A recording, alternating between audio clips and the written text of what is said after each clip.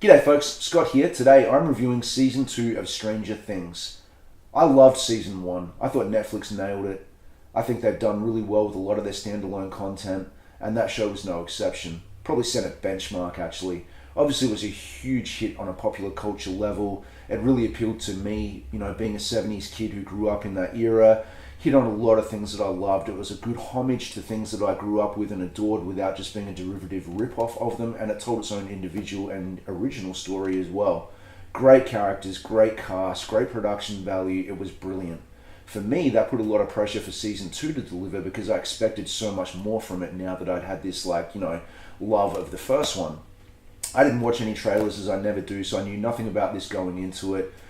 And it delivered. It really did. It was fantastic. This is set a year after the original series. Everybody's dealing with, on different levels, everything that happened in that first series. Everybody's back from the major cast and characters, and I love the fact that this developed everybody in different levels. Obviously, Season 1 was very much about Mike and Eleven.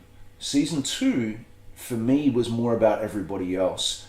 Especially like Hopper and Joyce, Steve Harrington, all these characters, Lucas and Dustin, all these characters really grew and had a lot more of the limelight within this story.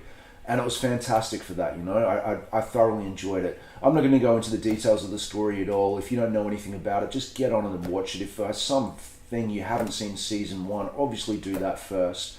But everything was just upped. The writing was great. The special effects and production value was through the roof, like movie quality.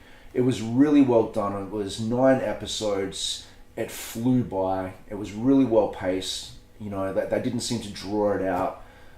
It was fantastic. I don't want to say too much about it. I really encourage you to watch it. Everybody acted their arse off. It was really, really well done. Probably the best acting I've ever seen from Winona Ryder.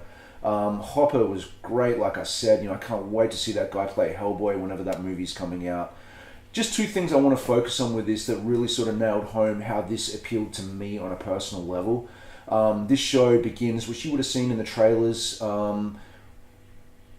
in 1984. Those kids are the age I was in 1984, and the whole opening sequence of this series is the boys all going through their homes, scrounging up as many coins as they can, and meeting at a video game arcade to play Dragon's Lair, which at that time was the most state-of-the-art arcade video game that had come out.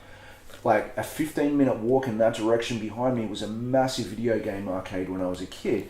And my friends and I did exactly the same thing. Like, it blew my mind that they recreated my childhood so precisely here, where we scrounged pocket money and any coins we could find in the house. We would meet down at that arcade and gather around Dragon's Lair to try and get through this incredibly hard, memory-based, reflex-based video game.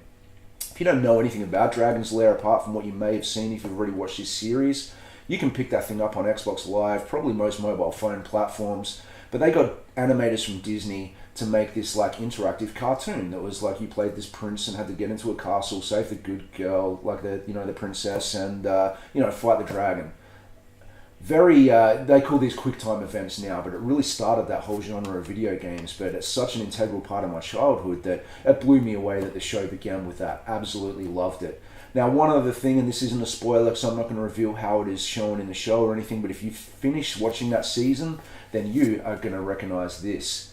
This is a 1979 Dungeons & Dragons monster manual. I've had this since I was a little kid, sitting in a bookshelf back there. It's traveled with me everywhere I've ever gone. When this showed up in that show and the episodes that I saw, I lost my mind. It's not, really out there. They do show specifically this page, and you'll recognize the picture.